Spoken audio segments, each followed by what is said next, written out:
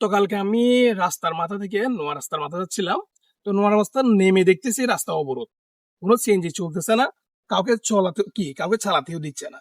তো আমি নেমে এক পাশে নেমে জিজ্ঞেস করলাম যারা রাস্তা অবরোধ করছে এবং যারা আন্দোলন করতেছে ওদেরকে। আমি বলছি ভাই সমস্যাটা কি? এখন ওরা বলতেছে যে মানে আমরা সিএনজি চালক, আমরা সিএনজি চালাবো না, কাউকে চালাতেও দিব না। তো আমি বলছি ভাই এটার মাধ্যমে তো আপনার জনগণ হয়রানি হচ্ছে, আপনার সাধারণ মানুষ যখন এখানে যাতায়াত করতেছে ওদের থেকে হয়রানি হচ্ছে।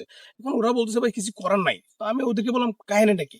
এখন ওরা বলতেছে ভাই এখানে এখন পুলিশ প্রশাসন, আপনার ট্রাফিকরা বলতেছে এখানে আপনার মানে টুকিন দিয়ে গাড়ি চালাতে হবে, ডকুমেন্ট ফেল হলে সমস্যা নাই, মানে টুকিনটা লাগবে।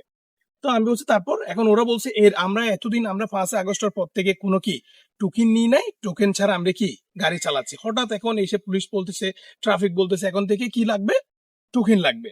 তারপর এখন ওরা বলতেছে যে ভাই আমরা টোকেন দিব না, 5 আগস্টের পর থেকে আমরা টোকেন দিই নাই, টোকেন ছাড়া আমরা গাড়ি চালাবো।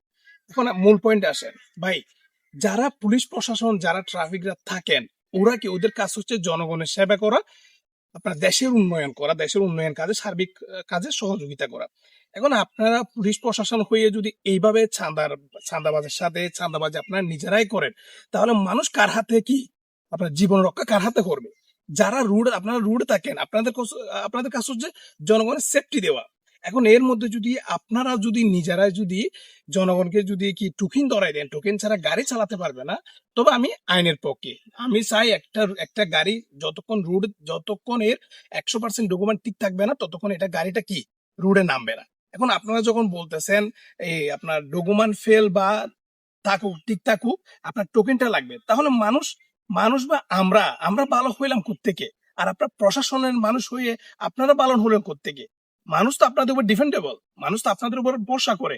যে জায়গায় আপনারা মানুষকে সহযোগিতা করবেন, আপনার যে জায়গায় মানুষকে আপনারা, যারা চালক ওদেরকে আপনারা এই যে টোকেন এগুলা থেকে বিরত থাকতে বলবেন, সে জায়গায় আপনারা নিজেরাই জড়িত।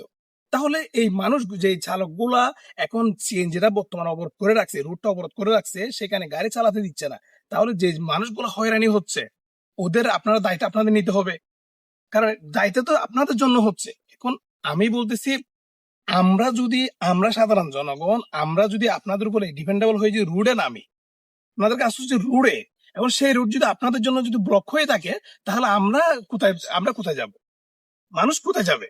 তাই আমার একটা অনুরোধ, কালকে আমি এটা দেখার পর, ওই রাস্তাটা হচ্ছে ওইখান থেকে মানুষ নোয়া রাস্তার মাঠ থেকে অক্সিজেন মোড়ে ওইখানে সিএনজিটা ভাড়া মারে। তো এখন ওরা অবরোধ করে রাখছে, ওরা গাড়ি চালাচ্ছে না। এখন জনগণের যে দুর্ভোগ আপনার জন্য সৃষ্টি হচ্ছে, এটা তো আপনারা ভালো করতেছেন না। 5 আগস্টের পর তো আমরাই মনে করছি দেশটা স্বাধীন, এখানে কোনো চাঁদাবাজি হবে না, টেন্ডারবাজি হবে না, এরকম টোকেন ছাড়া গাড়ি চলবে। হ্যাঁ, গাড়ি নামবে, রোডে নামবে, গাড়ির ডকুমেন্ট 100% কি থাকতে হবে, ঠিক থাকতে হবে। এখন যে জায়গায় আপনারা বলছেন ডকুমেন্ট ঠিক থাকলেও ওইখানে টোকেন লাগবে, তাহলে আপনারা 5 আগস্ট পালন করতে গিয়ে আর আমরা একটা সুন্দর দেশ কিভাবে উপহার পাবো? আপনারাই বলেন। তাই জনগণের আপনার পুলিশ প্রশাসনের দৃষ্টি আকর্ষণ করে বলতেছি, আপনারা 5 আগস্টের পর যেরকম আমরা একটা দেশ চাইছিলাম, আপনারা ওই রকম একটা দেশ আমাদেরকে উপহার দিন। অন্তত পক্ষে এই টোকেন এগুলা ছাড়া আপনারা গাড়ির ওগুলা চলাচল করার কি একটা সুযোগ